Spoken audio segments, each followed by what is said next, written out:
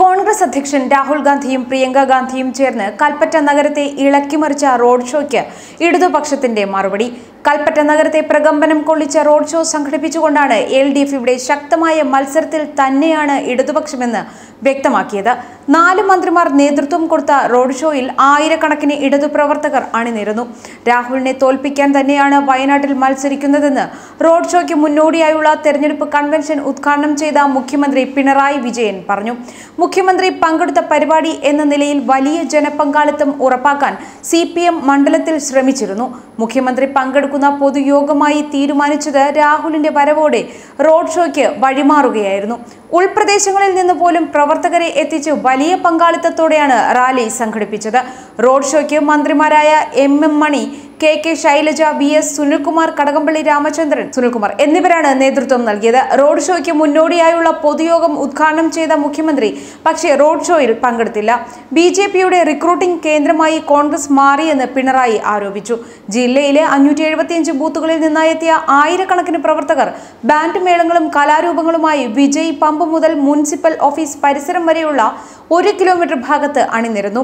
തെരഞ്ഞെടുപ്പിന് മുന്നോടിയായി മണ്ഡലങ്ങളിൽ റോഡ് ഷോ നടത്തുന്ന പതിവില്ല എങ്കിലും രാഹുലിന്റെ സ്ഥാനാർത്ഥിത്വം UDF ക്യാമ്പുകളിൽ ആവേശവും ഇടതു ക്യാമ്പുകളിൽ നിരാശയും സൃഷ്ടിച്ചെന്ന പ്രചാരണങ്ങൾക്ക് മറുപടി നൽകാൻ ലക്ഷ്യമിട്ടായിരുന്നു ഈ നീക്കം. യുവാക്കളുടെ പ്രാതിനിധ്യം കൊണ്ട് വലിയ ആഘോഷ പ്രതീതിയാണ് റാലിക്ക് കൈവന്നിരിക്കുന്നത്. രാഹുൽ ഗാന്ധി ഒരു എതിരാളിയെ അല്ലെന്ന തരത്തിലാണ് ഇടതു നേതാക്കൾ പ്രചാരണ തന്ത്രം മാറ്റിയത്. ഇത് അണികൾക്കും പ്രവർത്തകർക്കും കൂടുതൽ ആവേശം നൽകിയിട്ടുണ്ട്. രാഹുൽ ഗാന്ധിയോട് വിട്ടുവീഴ്ചയില്ലെന്ന മനോഭാവമാണ് ഇപ്പോൾ ഇടത് സ്വീകരിക്കുന്നത്. അതേസമയം സംസ്ഥാനത്തെ 20 മണ്ഡലങ്ങളിലെ ഒരു സ്ഥാനാർത്ഥി മാത്രമാണ് രാഹുൽ ഗാന്ധിയെന്നും വിജയിക്കാൻ തന്നെയാണ് ഇടതുപക്ഷ ജനാധിപത്യ മുന്നണി വയനാട്ടിൽ മത്സരിക്കുന്നതെന്നും മുഖ്യമന്ത്രി പിണറായി വിജയൻ വ്യക്തമാക്കി. ഇവിടെ 20-ൽ 1 മാത്രമാണ് രാഹുൽ ഗാന്ധി. 20 മണ്ഡലത്തിലും നമുക്ക് UDF എതിരാളികളുണ്ട്. അതിലൊരാൾ മാത്രമാണ് രാഹുൽ ഗാന്ധി. 20 മണ്ഡലങ്ങളിൽ ചിലതിൽ കോൺഗ്രസിന് RSS BJP സഹായം ലഭിക്കുന്നത് പരസ്യമായ രഹസ്യമാണ്. എല്ലായിടത്തും നാം ഇതേ ശക്തികളെ തന്നെയാണ് നേരിടുന്നത്. വയനാട്ടിലും നാം ശക്തമായ മത്സരം കാഴ്ചവെക്കണം.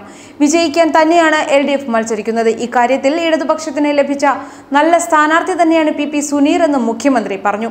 രാഹുൽ ഗാന്ധിയുടെ സ്ഥാനാർത്ഥിത്വം ആലോചനയിൽ വരുമ്പോൾ തന്നെ ഞങ്ങൾ പറഞ്ഞിരുന്നു എന്തു സന്ദേശമാണ് കോൺഗ്രസ് ഇതിലൂടെ നൽകാൻ ശ്രമിക്കുന്നതെന്ന്.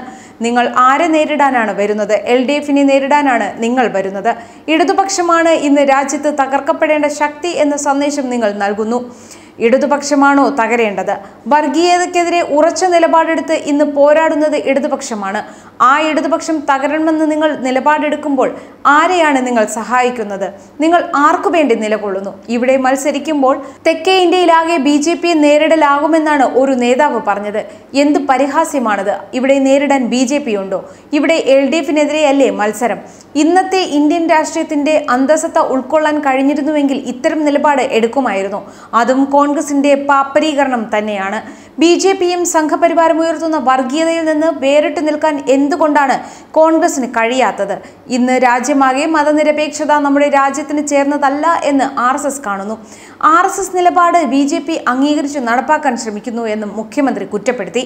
വയനാട് മണ്ഡലം രൂപീകരിച്ചതിനു ശേഷമുള്ള 3ാം തെരഞ്ഞെടുപ്പാണ് ഇപ്പോൾ നടക്കുന്നത്. 2009-ലെയും 2014-ലെയും താരതമ്യം ചെയ്യുമ്പോൾ കൂടുതൽ സംഘടിതമായി പ്രവർത്തനങ്ങളെ ഏകോപിപ്പിക്കാൻ ഇടതുമുന്നണിക്ക് ഇത്തവണ കഴിഞ്ഞിട്ടുണ്ട്. ഇത് നിരത്തിൽ കാണുന്നതാണ് കൽപ്പറ്റയിലെ റാലി. അതിനിടെ വയനാടിനെ പാകിസ്ഥാനോട് ഉപമിച്ചുള്ള അമിത്ഷായുടെ പ്രസ്താവനയ്ക്കെതിരെ ഇടതുമുന്നണി തെരഞ്ഞെടുപ്പ് കമ്മീഷന് പരാതി നൽകി. പരാമർശത്തിലൂടെ വയനാടിനെ അപമാനിച്ചതായി കാണിച്ച് LDF പാർലമെന്റ് മണ്ഡലം തെരഞ്ഞെടുപ്പ് കമ്മിറ്റി ചെയർമാൻ CK ശശീന്ദ്രനാണ് തെരഞ്ഞെടുപ്പ് കമ്മീഷനും ചീഫ് ഇലക്ടറൽ ഓഫീസർക്കും പരാതി നൽകിയത്.